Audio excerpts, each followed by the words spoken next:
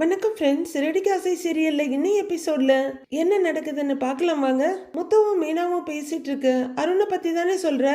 அம்மாவை இழந்த வலி, அதோட ஏற்கனவே அந்த ஆளுக்கு என் மேல கோவம் இருக்குது. இப்ப செல்வத்துக்கு வேற ஹெல்ப் பண்ணேனா கண்டிப்பா கோவம் இன்னும் அதிகமாகும். ஆனா அதுக்காக செல்வத்தை நாம அப்படியே விட்டுற முடியாதுல்ல அப்படின்னு முத்து சொல்ல, எல்லா பக்கமும் ஒவ்வொரு நியாயம் இருக்குங்க.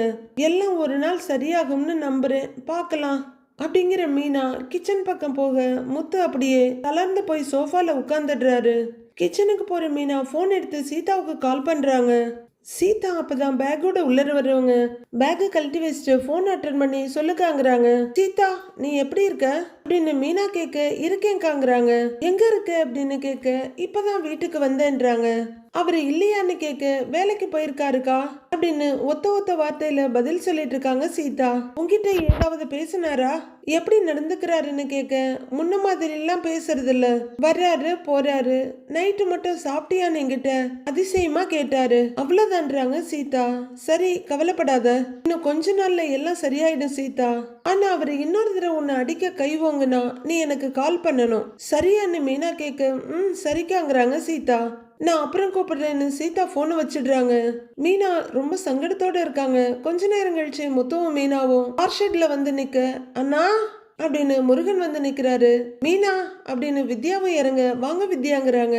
எப்படி இருக்கீங்க மீனா அப்படின்னு வித்யா மீனா கிட்ட கேட்க, நான் நல்லா இருக்கேன், நீங்க எப்படி இருக்கீங்கன்னு கேட்க, நானும் நல்லா இருக்கேன் மீனான்றாங்க வித்யா. முருகன் வண்டியை நிறுத்திட்டு இறங்கி வர, டேய் வாடா முருகா, எப்படிடா இருக்க அவரோட தோல்ல கைய போட, முருகன் அப்படியே முதுகுல கைய போட்டுக்கிட்டு இருக்கிறாரு. எப்படிடா இருக்கன்னு கேட்க, நான் நல்லா இருக்கேன்னு, நீங்க எப்படின்னு இருக்கீங்கன்னு கேட்க, நல்லா இருக்கேன்டா, உன் பொண்டாட்டி உன்னை நல்லா பாத்துக்குதான்னு கேக்குறாரு. வித்யா கொஞ்சம் கொச்சத்தோட நிக்க, நல்லா பாத்துக்கிறான்னு அப்படிங்கிறாரு முருகன். அதே மாதிரி அவங்க மட்டும் நம்மள பாத்துக்கணும்னு நினைக்க கூடாதுடா, நாமளும் அவங்கள நல்லா பாத்துக்கணும், புரியுதா அப்படின்னு முத்து கேட்க, சரிண்ணே அப்படின்னு தலைய சிரிப்போட ஆட்டுறாரு முருகன். இத பாக்குற மீனாவும் வித்யாவும் ஒருத்தர் பார்த்து சிரிச்சுக்கிறாங்க. சரிண்ணே, என்ன விஷயமா வர சொன்னீங்க அப்படின்னு முருகன் கேட்க, அட ஆமாண்டா, நாங்க ஒரு வேலையா போயிட்டு இருக்கோம், அதான் உங்க ரெண்டு பேரையும் இங்க வர சொன்னோம், தப்பா எடுத்துக்காத, இல்லன்னா வீட்டுக்கு வந்திருப்போம் அப்படின்னு முத்து சொல்ல, அதெல்லாம் ஒன்னும் பிரச்சனை இல்லைன்னு, என்ன விஷயமா வர சொன்னீங்க அதை சொல்லுங்க அப்படின்னு முருகன் கேட்க, மீனா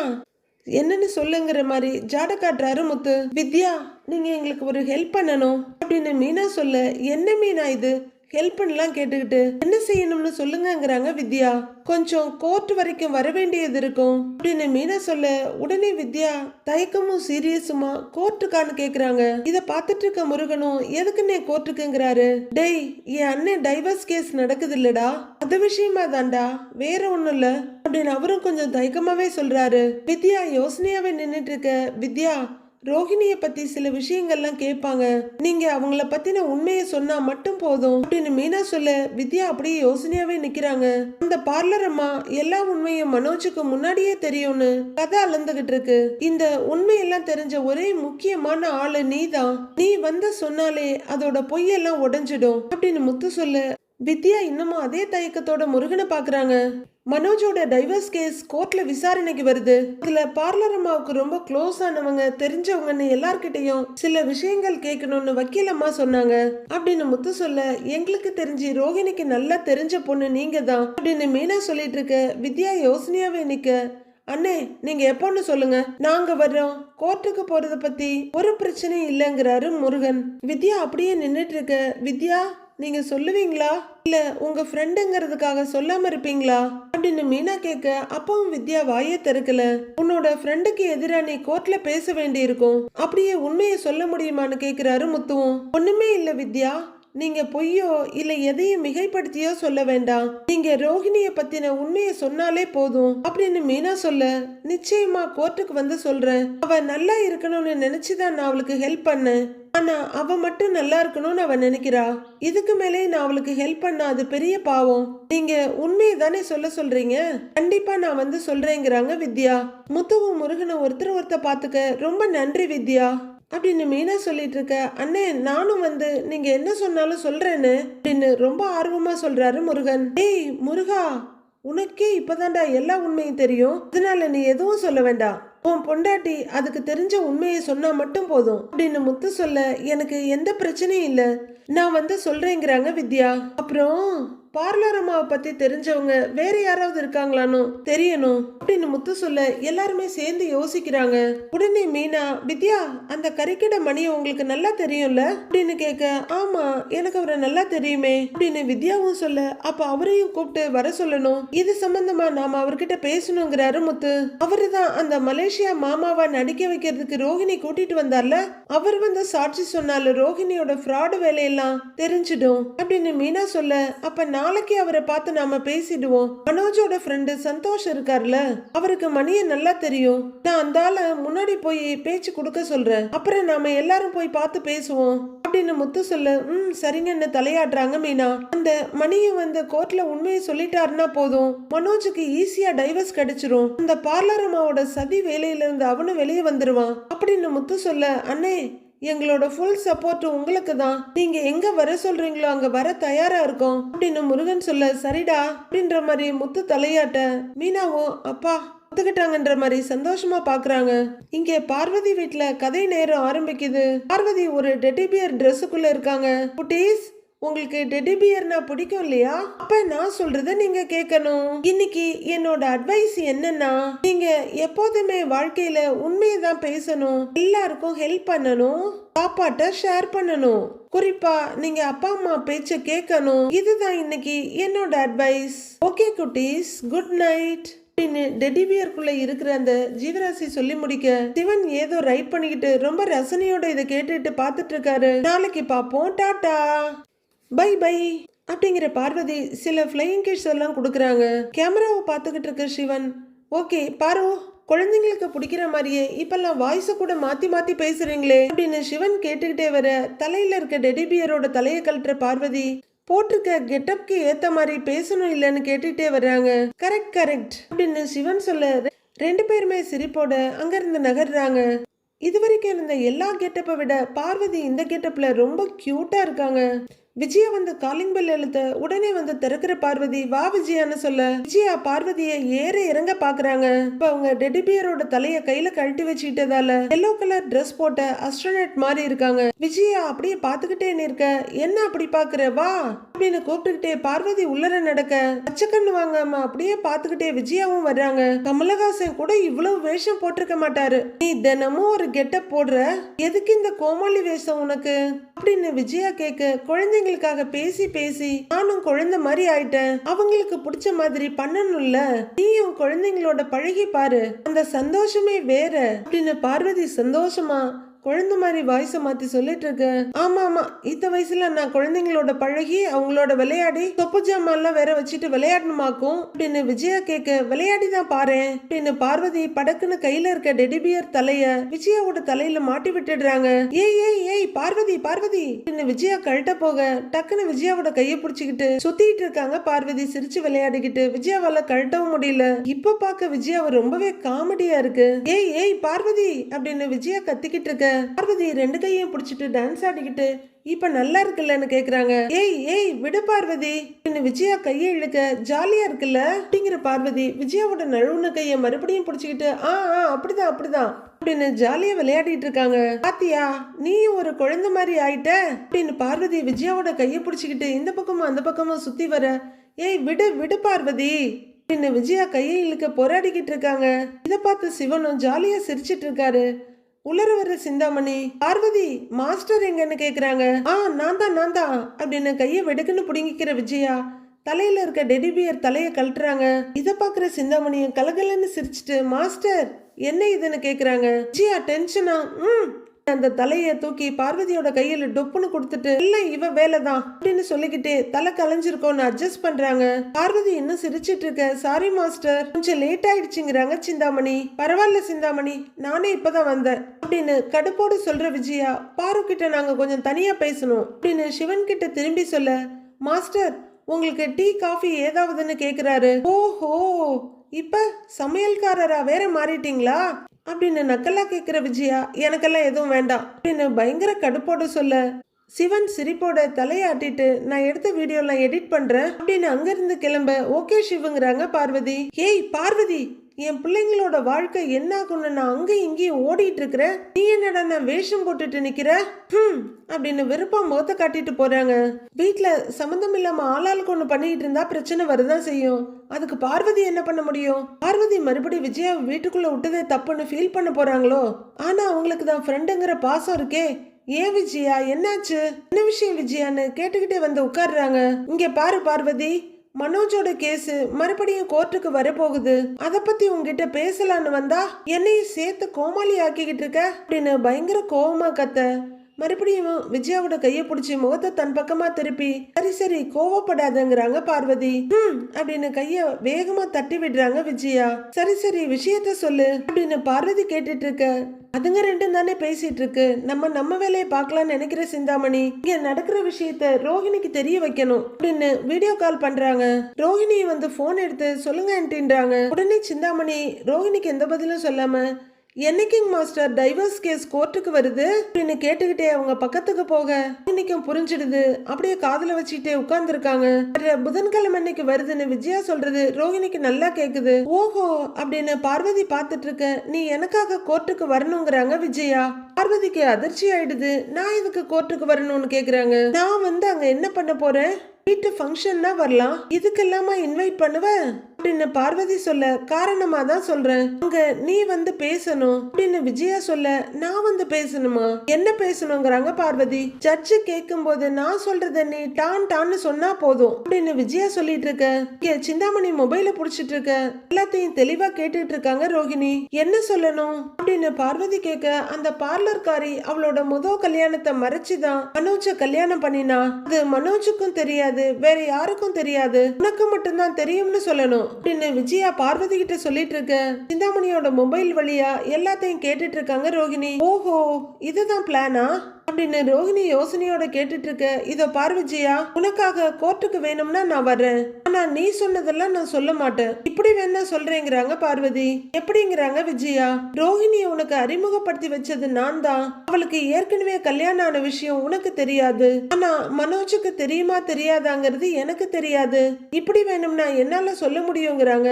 கேட்ட விஜயா டென்ஷன் ஆகி இத சொல்றதுக்கு நீ எதுக்கு அங்க வரணும், நீ வராமலே இருக்கலாமே. இதோ பார் பார்வதி, எனக்கு நீ அங்க வந்து நான் சொல்ற மாதிரி நீ ஜட்ஜி கிட்ட சொல்லு அப்படின்னு விஜயா சொல்ல. இல்ல விஜயா, என்னால அப்படி பொய் சொல்ல முடியாது, இப்பதான் குழந்தைங்களுக்கு பொய் சொல்லக்கூடாது, எப்பவுமே உண்மையதான் பேசணும்னு பாடம் எடுத்தேன், அப்படி சொல்லிட்டு நானே எப்படி வந்து பொய் சொல்ல முடியும் அப்படின்னு பார்வதி கேட்க. விஜயா பயங்கர கோவத்தோட பாக்குறாங்க. அதுவும் இல்லாம கோர்ட்ல சத்திய பிரமாணம் செய்ய சொல்லுவாங்க, சினிமாவுல எல்லாம் பாத்திருக்கேன், அப்படி சத்தியம் பண்ணிட்டு பொய் சொன்னா கடவுள் என்னதான் தண்டிப்பாரு, என்னால முடியாது, நீ தப்பா எடுத்துக்காத அப்படின்னு பார்வதி சொல்ல. அதை கேக்குற ரோஹிணி அப்படிதான் இருக்கணும்னு சந்தோஷமா பாக்குறாங்க.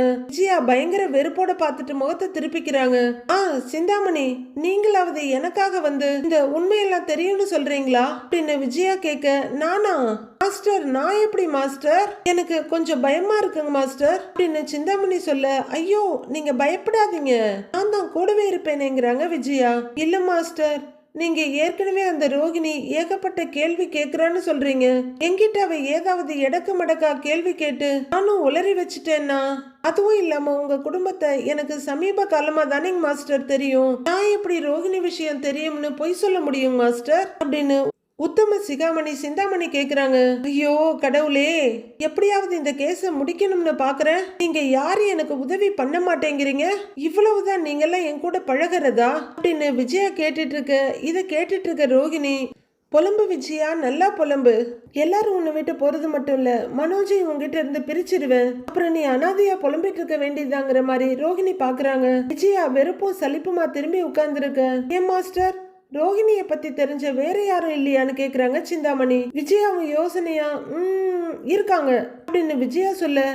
யாரு மாஸ்டர்னு சிந்தாமணி கேட்க. அட சீரியஸா என்ன சொல்ல போறாங்கன்னு ரோஹிணி கேட்டுட்டு இருக்காங்க. அது அவளோட ஃப்ரெண்டு வித்யான்னு ஒருத்தி இருக்கால, அவ கிட்ட பேசி கூட்டிட்டு வரேன்னு முத்து சொல்லி இருக்கான் அப்படின்னு விஜயா மொத்தத்தையும் உளறி கொட்டிட.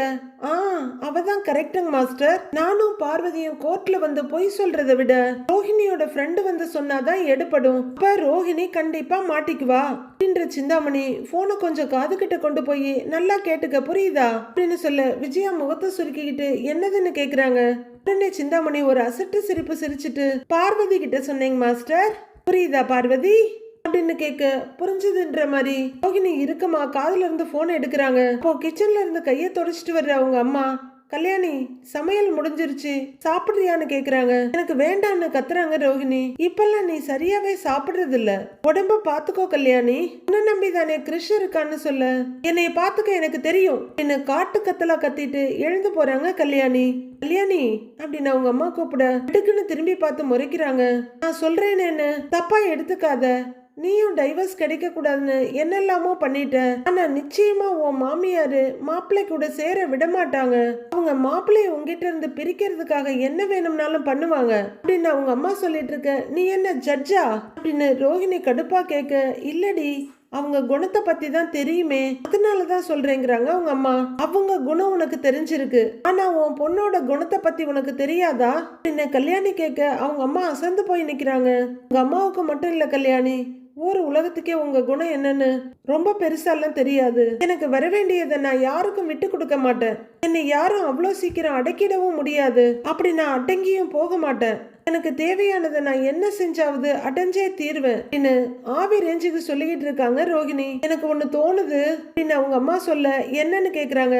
முத்து மீனா நினைச்சா உனக்கு உதவி பண்ண முடியும், அவங்க ரொம்ப நல்லவங்க கல்யாணின்னு அவங்க அம்மா சொல்றாங்க. யாரு அவங்களா? நான் இப்ப இருக்கிற நிலைமைக்கு அவங்க தான் காரணம் அப்படின்னு எரிச்சலை குட்டுறாங்க ரோகிணி. அவங்க நீ பொய் சொன்ன கோவத்துல இருக்காங்க, ஆனா நீ அவங்க கிட்ட பேசி உதவி கேட்டா கண்டிப்பா உனக்காகவும் கிறிஷுக்காகவும் உதவி பண்ணுவாங்க அப்படின்னு அவங்க அம்மா சொல்ல, அவங்க கிட்ட போய் என்ன கெஞ்ச சொல்றியா அப்படின்னு கத்துறாங்க கல்யாணி. உடனே அவங்க அம்மாவும், அது அப்படி இல்லடி, நான் என்ன சொல்றேன் நான் அவங்க அம்மா சொல்ல வர, நீ எதுக்கும் சொல்ல வேண்டாம், என் வாழ்க்கையை நான் வாழ்றதுக்கு மத்தவங்க காலில் விழணும்னு எந்த அவசியமும் இல்லை, இனிமே நான் யார்கிட்டையும் கெஞ்சிட்டு இருக்க போறது இல்ல, மனோஜோட எப்படி சேரணும்னு எனக்கு தெரியும், இந்த ஜென்மத்துல மனோஜ் தான் என்னோட புருஷன், நானும் மனோஜோட தான் வாழுவேன், நான் கிறிஷ் மனோஜ் எல்லாரும் சந்தோஷமா வாழ்ந்து காட்டுவோம், அதை நீ பார்க்க தான் போற அப்படின்னு ரோஹிணி வெறியோட அவங்க அம்மாவை பார்த்து சொல்றாங்க. நம்ம கறிக்கடை மணி நடந்து வந்துட்டு இருக்க, அவரோட ரைட் சைட்ல நம்ம பார்க் ஃப்ரெண்டு மொட்டை பாஸ் சந்தோஷ் நடந்து வர்றாரு. அவரு பேசிக்கிட்டே வர இந்த பக்கம் வித்யா வர்றாங்க. பாப்பாப்பா எல்லாரும் நல்லா இருக்கீங்களான்னு கேட்டுக்கிட்டே மணி நடந்து வர, நல்லா இருக்கும் அப்படின்னு வித்யாவை ஒரு கூட நடக்க, கொஞ்சம் தள்ளி முருகன் நிக்கிறாரு. முருகன் முன்னாடி வந்து நிக்க, இவர் தான் உன் புருஷனா அப்படின்னு மணி கேட்க, ஆமா மணி, கல்யாணத்துக்கு பத்திரிக்கை வச்சேன், நீங்க தான் வரல அப்படின்னு வித்யா சொல்ல, ஆமாமா அப்ப வர முடியாம போயிடுச்சுமா அப்படிங்கிற மணி, மாப்பிள்ள பொண்ணு நல்ல பொண்ணு, நல்லபடியா பாத்துக்கங்க அப்படின்னு சொல்ல, அதெல்லாம் நல்லபடியா பாத்துக்கிறேன்னு முருகன் சொல்லிட்டு இருக்காரு. இப்போ மெதுவா முத்துவும் மீனாவும் அந்த இடத்துக்கு வர்றாங்க. முத்து என்ன 4 பேரும் இப்படி திடீர்னு ஒன்னா வந்திருக்கீங்க அப்படின்னு மணி கேட்க, முக்கியமான விஷயம் பேசணும்னா 4 பேரை தேடி போய் பார்த்து பேசணும்னு சொல்லுவாங்கல்ல, அதுக்குதான் வந்திருக்கோங்கிறாரு முத்து. உனக்கு எப்பவுமே தமாஸ் தான், ஆனா நீ சொல்ற மாதிரி வாழ்க்கையில 4 பேரை சம்பாதிக்கணும், அப்பதான் நமக்கு ஆதரவா இருப்பாங்க அப்படிங்கிறாரு மணி. நாங்களும் இப்ப உங்க ஆதரவை கேட்டுதான் இங்க வந்திருக்கோம் அப்படின்னு முத்து சொல்ல, புரியலையேங்கிறாரு மணி. மீனா நீ சொல்றியா இல்ல நான் சொல்லவான்னு கேக்குறாரு முத்து. நானே சொல்றேங்கிற மீனா, ரோஹிணியை பத்தி உங்களுக்கு எல்லாமே நல்லா தெரிஞ்சிருக்கும் அப்படின்னு மீனா கேட்க, எதை பத்திமா சொல்றேன்னு கேக்குறாரு அவரு. மணி நான் தான் சொன்னேன்ல அவளை பத்தின எல்லா உண்மையும் வீட்டுல தெரிஞ்சிருச்சுன்னு அப்படின்னு வித்யா சொல்ல, ஓ ஆமா அப்ப எல்லாமே தெரிஞ்சிருக்குல்லன்னு மணி கேக்குறாரு. ஆமாங்க, அதோட எல்லா ஃப்ராடு வேலையும் தெரிஞ்சிருச்சு, என் அண்ணனும் அதை வீட்டை விட்டு விரட்டிட்டான் அப்படின்னு முத்து சொல்ல, இப்ப அவங்களுக்கு டைவர்ஸ் ஆக போகுது அப்படின்னு மீனா சொல்றாங்க. அப்படியா? அந்த பொண்ணை நினைச்சு வருத்தப்படுறதா இல்ல என்ன பண்றதுன்னு எனக்கு தெரியலமா அப்படின்னு மணி சொல்ல, அதால எங்க வீட்டுல இருக்கவங்க தான் எல்லாரும் வருத்தப்பட்டுட்டு உட்கார்ந்து இருக்காங்க அப்படின்னு முத்து வருத்தத்தோட சொல்றாரு. ஆரம்பம் தப்பா இருந்தா முடிவும் தப்பா தான் இருக்கும், நானும் அந்த பொண்ணுக்கு எவ்வளவோ எடுத்து சொன்னேன், அந்த பொண்ணு தான் கேட்கல, சரி அந்த பொண்ணு தலையில என்ன எழுதி இருக்கோ அதுதானே நடக்கும் அப்படின்னு முடிச்சுக்கிறாரு மணி. நீங்க எங்களுக்கு ஒரு உதவி பண்ணணும், நாளைக்கு கோர்ட் வரைக்கும் வரணும் அப்படின்னு மீனா சொல்ல, கோர்ட்டுக்கா? ஆயதுக்குமா அப்படின்னு பதறாரு மணி. பயப்படாதீங்கன்னு, உங்களுக்கு பார்லர் அம்மாவை பத்தி தெரிஞ்ச உண்மைகள் எல்லாத்தையும் சொல்லுங்க, அது உங்களை நடிக்க கூட்டிட்டு வந்தது, மனோஜையும் சேர்த்து அது ஏமாத்தினது, இது எல்லாத்தையும் கோர்ட்ல வந்து நீங்க நாளைக்கு சொல்லணும் அப்படின்னு முத்து அவரோட கையை பிடிச்சு கேட்டுக்க. அப்படியா அப்படின்னு பாக்குறாரு அவரு. ஆமாங்க, இப்பவும் ரோஹிணி கோர்ட்ல நிறைய பொய் சொல்லிட்டு இருக்காங்க. அவங்க புருஷன்கிட்ட எல்லா உண்மையும் முன்னாடியே சொல்லிட்டதா கோர்ட்ல பொய் சொல்லிட்டு தான் இருக்காங்கங்கிறாங்க மீனா. இன்னும் அந்த பொண்ணு திருந்தலையான்னு கேக்குறாரு மணி. எங்க கூட வந்து அவ உங்களை நடிக்க சொன்னது, அதுக்கப்புறம் என்னென்ன நடந்ததோ அது எல்லாத்தையும் நீங்க கோர்ட்ல சொல்லணும் மணி அப்படின்னு வித்யா சொல்ல, இல்ல பாப்பா, வியாபாரத்தை விட்டுட்டு நான் எப்படி வர முடியும், எனக்கு நிறைய கஸ்டமர்ஸ் எல்லாம் வருவாங்கல்ல அப்படின்னு மணி சொல்றாரு. அண்ணே கொஞ்ச நேரம் தானேங்கண்ணே, வந்த உண்மையை சொல்லிட்டு நீங்க போயிடுங்க அப்படிங்கிறாரு முத்து. உங்களுக்கே தெரியும் எங்க குடும்பத்தையே அவ எவ்வளவு ஏமாத்தி இருக்கான்னு அப்படின்னு மீனா கேட்க, தெரியுமா, உங்க மாமியார் தான் அந்த பொண்ணை அப்படி தாங்குனாங்களே அப்படிங்கிறாரு மணி. பாத்தீங்களா, உங்களுக்கே தெரிஞ்சிருக்கா அப்படின்னு முத்து சொல்ல, இல்லப்பா இதுல எனக்கு ஏதோ பிரச்சனை வந்துடாதுல்ல அப்படின்னு மணி கேட்க, அதெல்லாம் எந்த பிரச்சனையும் வராதுன்னு, எதுவுமே வராதுன்றாரு முத்து. என் ஒய்ஃப் கூட நாளைக்கு ரோஹிணிக்கு எதிராக சாட்சி சொல்லதான் போறா அப்படின்னு முருகன் சொல்ல, ஆமா மணி நீங்க பயப்படாம வாங்கன்றாங்க வித்யா. சரிம்மா நான் கண்டிப்பா வந்துடுறேன் அப்படிங்கிற மணி. முத்து, நானும் தப்பு பண்ணிருக்கேன், அதை சரி பண்றதுக்கு இதை ஒரு வாய்ப்பா எடுத்துக்கிறேன், நான் கண்டிப்பா வந்துடுறேங்கிறாரு. ரொம்ப நன்றிண்ணே, அப்ப நாளைக்கு கோர்ட்டுக்கு ஒரு 10 மணி வாக்குல வந்துருங்க அப்படின்னு முத்து சொல்ல, சரிப்பா வந்துடுறேன்ப்பா அப்படின்னு மணி சொல்ல, தேங்க்ஸ் அப்படிங்கிற மாதிரி மீனா கையை கூப்பிக்கிறாங்க. சரி அப்ப நாங்க வரோனே அப்படின்னு முத்து திரும்ப, வரோம் மணி அப்படின்னு வித்யாவும் சொல்ல, முருகனும் தலையாட்டுறாரு. சரிமான் அவர் அந்த பக்கம் போக இவங்க எல்லாரும் ஆப்போசிட் சைட்ல போறாங்க. முத்து வந்து கார் கதவை திறக்க போக பின்னாடி வர பார்க் ஃப்ரெண்டு சந்தோஷ் அவர் முதுகுல கைய வச்சு, முத்து இவர் வர்றேன்னு ஒத்துக்கிட்டாரு, எப்படியாவது உங்க அண்ணனுக்கு டைவர்ஸ் வாங்கி கொடுத்துரு, அவன் கடையில பிசினஸ் கூட ஒழுங்கா பார்க்க மாட்டேங்கிறான் அப்படின்னு மொட்டை பாஸ் சொல்ல, அந்த பிசினஸ்க்கு ஆசைப்பட்டுதான் அவன் இன்னைக்கு இந்த நிலைமையில இருக்கான் அப்படிங்கிறாரு முத்து. ஏங்க இவர் வந்து சொன்னா உண்மை தெரிஞ்சிரும்ல அப்படின்னு மீனா கேட்க, அவர் மட்டும் இல்ல இன்னொரு முக்கியமான சாட்சி இங்க நிக்குதே உன்னோட ஃப்ரெண்டு அப்படிங்கிற முத்து வித்யா கிட்ட வந்து, ஏமா உன்னோட பழைய ஃப்ரெண்டு பாசத்துல நாளைக்கு வந்து ஏதாவது மாத்தி பேசிட மாட்டியேன்னு கேக்குறாரு. அண்ணே நாளைக்கு வித்யா எல்லா உண்மையும் சொல்லுவா அப்படின்னு முருகன் சொல்ல, சொல்லுவேங்கிறாங்க வித்யாவும். ஸ்ருதி அவங்க ரெஸ்டாரண்ட்ல வேலை பார்த்துட்டு இருக்காங்க. அவங்க மொபைல பார்த்துட்டு அப்படியே நடந்து வந்துட்டு இருக்க எதிரில் வர்ற வெயிட்டரை பார்த்து, சதீஷ் அந்த 8ஆம் நம்பர் டேபிள்ல ஆம்லெட் கேட்டிருக்காங்க போங்கன்னு சொல்ல, சரிங்க மேடம்னு போறாரு அவரு. அப்போ இதெல்லாம் பாத்துக்கிட்டே ரவி மெதுவா உள்ளர வர்றாரு. ஸ்ருதி அவரு ஏதோ அந்நியனை பாக்குற மாதிரி பாக்க ஒரு ஸ்மைலிங்கோட உள்ளர வந்துட்டு இருக்காரு. அவங்க ரவி முன்னாடி வந்து நிக்க, ஸ்ருதி நான் உங்ககிட்ட கொஞ்சம் பேசணுங்கிறாரு அவரு. என்ன பேசணும் அப்படின்னு ஸ்ருதி கேட்க, கொஞ்சம் தனியா வாங்குறாரு ரவி. நாளேட்டு கூடவே நடக்கிற ஸ்ருதி, எனக்கு ஒர்க் அதிகமா இருக்கு, எனக்குன்னு சப்போர்ட் பண்ண வேற யாரும் இல்ல, நான் தான் எல்லாத்தையும் பார்க்கணும், எதுவா இருந்தாலும் சீக்கிரம் சொல்லு அப்படின்னு படபடப்பா சொல்றாங்க. கொஞ்ச நேரம் அமைதியா நின்னுட்டு ஸ்ருதியோட முகத்தை பார்த்துட்டு, நான் ஒரு ரெஸ்டாரண்ட்டுக்கு வேலைக்கு வரலான்னு இருக்கேங்கிறாரு. ஸ்ருதி அவரை ஆச்சரியமா பார்த்துட்டு, வேலைக்கு ஆன்றாங்க, ஆமா நீ தானே என்ன கூப்பிட்டுக்கிட்டே இருந்த, எனக்கு ஓகே தான், உனக்கு என்ன சேலரி கொடுக்கணும்னு தோணுதோ அதை கொடு அப்படின்னு ரவி சொல்ல, அவரை ஏற இறங்க ஒரு பார்வை பார்த்துட்டு, சேலரி வாங்குற ஒரு எம்ப்ளாயியா நான் கூப்பிடல, இந்த ரெஸ்டாரண்டே நம்ம 2 பேருடையது, ப்ராஃபிட்ட கூட ஷேர் பண்ணிக்கலாம் அப்படின்னு ஸ்ருதி சொல்ல, இல்ல அப்படி ஒண்ணு நீ எனக்குன்னு ரவி சொல்லிட்டு இருக்கும் போதே, இந்த ரெஸ்டாரண்டை நான் உனக்காக தான் ஸ்டார்ட் பண்ணேன், நான் ஒரு டப்பிங் ஆர்டிஸ்ட், அதுலயே ரொம்ப பிஸியா தான் இருக்கேன், உன் ஃபியூச்சர் நல்லா இருக்கணுங்கிறதுக்காக தான் இந்த ரெஸ்டாரண்ட்டையே நான் ஸ்டார்ட் பண்ணேன், சரி வரமாட்டேன்னு சொல்லிட்டு இருந்த, இப்ப என்ன சடனா மனசு மாறி வந்திருக்க அப்படின்னு ஸ்ருதி கேட்க, யோசிச்சு பார்த்தா உன் சைட்ல நியாயம் இருக்க மாதிரி தோணுச்சு, அதான் இங்கேயே ஒர்க் பண்ணலான்னு முடிவு பண்ணி வந்துட்டேங்கிறாரு ரவி. நல்லா யோசிச்சுதான் அந்த முடிவுக்கு வந்தியாங்கிறாங்க ஸ்ருதி. ஆமா நான் யோசிக்காம எதையும் செய்ய மாட்டேன், அது உனக்கே நல்லா தெரியும் அப்படின்னு ரவி அதோட சம்மந்தம் இல்லாதவங்கள்ட்ட பேசுற மாதிரி பேசு, ஆனா நான் யோசிக்காம எல்லாத்தையும் பண்ணிடுவேன், பின்னாடி ஏதாவது ப்ராப்ளம் வந்தாதான் அதை எப்படி கரெக்ட் பண்றதுன்னு யோசிப்பேன், அது உனக்கும் தெரியுங்கிறாங்க ஸ்ருதி. நல்லாவே தெரியுங்கிறாரு அவரு. 2 பேரும் கொஞ்சம் இணக்கமா ஒருத்தர் பாத்துக்கிட்டு இருக்கு. ஸ்ருதி கொஞ்சம் முன்னாடி வந்து ரவியோட கையை பிடிச்சுக்கிட்டு, இருந்தாலும் ரொம்ப தேங்க்ஸ் அப்படிங்கிறாங்க ஸ்ருதி. நான் ஒர்க் பண்ண ஆரம்பிக்கிறதுக்கு முன்னாடி எனக்கு ஒரு கண்டிஷன் இருக்குங்கிறாரு ரவி. ஓ அப்ப ஏதோ ஒரு ஹூக் வச்சிருக்க, என்ன சொல்லு அப்படின்னு சின்ன சிரிப்போட கையை பிடிச்சிட்டே கேக்குறாங்க ஸ்ருதி. ஓ அப்பாவால தான் நீத்துவோட ரெஸ்டாரண்ட்ல ஃபயர் ஆச்சுல, நீத்துவோட காலும் உடைஞ்சிருக்கு, அத 2ஐயும் சரி பண்றதுக்கு உங்க அப்பா கிட்ட இருந்து பணம் வாங்கி தரணும், ஐ மீன் காம்பன்சேஷன் அப்படின்னு ரவியும் ஸ்ருதியோட கையை நல்லா பிடிச்சுக்கிட்டு சொல்ல, ஸ்ருதி மெதுவா அவங்களோட கையை உருவிக்கிறாங்க. ரவிய வெறுப்போட மேல இருந்து கீழே வரல ஒரு பார்வை பாக்குற ஸ்ருதி. அப்ப நீங்க ஜாயின் பண்றேன்னு சொன்னது எனக்காக இல்ல அவளுக்காகங்கிறாங்க ஸ்ருதி. இல்ல நமக்காக, ஆனா நம்மளால நீத்து பாதிக்கப்பட்டிருக்காங்க, அதை நாம சரி பண்ணணும் அப்படிங்கிறாரு ரவி. நீ ரெஸ்டாரண்ட்டுக்கு ஒர்க்குக்கு வர்றதுக்கு நான் ஓகே சொல்லிட்டேன். ஏன்னா இந்த ரெஸ்டாரண்ட் ஏன் கண்ட்ரோல்ல இருக்கு. பட் நீ சொல்ற பிரச்சனைக்கும் எனக்கும் எந்த சம்பந்தமும் இல்ல, அது என் கண்ட்ரோல்லயும் இல்ல. இத நீ அச்சா கிட்ட தான் பேசணும் அப்படின்னு ஸ்ருதி சொல்ல, நீத்துவுக்கு இப்படி ஆனதுல நானும் ஒரு வகையில காரணம். நான் அங்க ஒர்க் பண்றேன்னு தான் உங்க அப்பா இப்படி எல்லாம் பண்ணிருக்காரு. அந்த கில்ட் எனக்குள்ள இருந்தது, அது போகணும். அதுக்கு உங்க அப்பா அந்த பணத்தை தரணும். அப்பதான் நான் இங்க வந்து ஒர்க் பண்ண முடியும். நாம திரும்பவும் ஹஸ்பண்ட் அண்ட் ஒய்ஃபா வாழ முடியும் அப்படின்னு ரவி முட்டாள்தனமா வாய விட்டுறாரு. இல்லனா ஹஸ்பண்ட் அண்ட் ஒய்ஃப் இல்லையா அப்படின்னு ஸ்ருதி கேட்க, அப்பதான் ஐயோ முட்டைக்கோஸ் மாதிரி மூடி வைக்க வேண்டிய விஷயத்த காலிஃபிளவர் மாதிரி திறந்து விட்டுட்டோமேன்னு ரவி பாக்குறாரு. அப்படியே திருதிருன்னு முழிச்சிட்டு இருக்க ஸ்ருதி அவரையே பாத்துட்டு இருக்காங்க. அப்போ மீனா கையில பூவோட உள்ளர வர்றாங்க. ரவிய பாத்துட்டு ரவி அப்படின்னு சொல்லிட்டு வர ஸ்ருதியும் திரும்பி வாங்க மீனாங்கிறாங்க. மீனா சிரிப்போட வந்து நிக்க, ரவி நம்ம ரெஸ்டாரண்ட்ல செஃப்பா ஜாயின் பண்ண வந்திருக்காரு அப்படின்னு ஸ்ருதி சொல்ல, அப்படியா, ரொம்ப சந்தோஷம் ரவி. இந்த முடிவு தான் கரெக்ட்.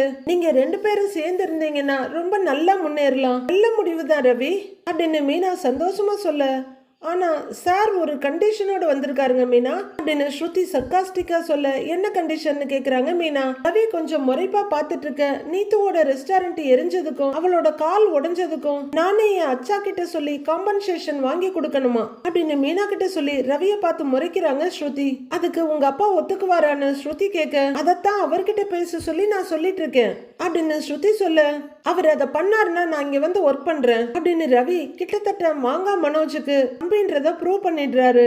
சரி, அப்ப எனக்கு ஒரு கண்டிஷன் இருக்கு அப்படின்னு ஸ்ருதி சொல்ல, உனக்கு என்ன கண்டிஷன்ங்கிறாரு ரவி. நீத்துவுக்கும் உனக்கும் எந்த லவ்வும் இல்லைன்னு அவ ஒரு கிளாரிபிகேஷன் வீடியோ சோசியல் மீடியால போடணும். அப்புறம் அவ இதுவரைக்கும் பண்ணினதுக்கெல்லாம் என்கிட்ட வந்து சாரி கேட்கணும் அப்படின்னு ஸ்ருதி சொல்ல, ஐயோ 2 பேரும் வடதுருவம் தென்துருவம் மாதிரி பேசிட்டு இருக்காங்களே, இப்படி பேசிட்டு இருந்தா எப்படி இவங்க ஒண்ணு சேர்றதுன்னு பயத்தோட பாக்குறாங்க மீனா. அத அவ பண்ண மாட்டேன்னு சொல்லிட்டா அப்படின்னு ரவி சொல்ல, அப்ப நீ சொன்னதை என்னால பண்ண முடியாது அப்படின்னு கிளியர் கட்டா சொல்லிடுறாங்க ஸ்ருதி. அப்ப அப்படின்னா அப்படிங்கிற மாதிரி அதிர்ச்சியோட பார்த்துட்டு நிக்கிறாரு ரவி.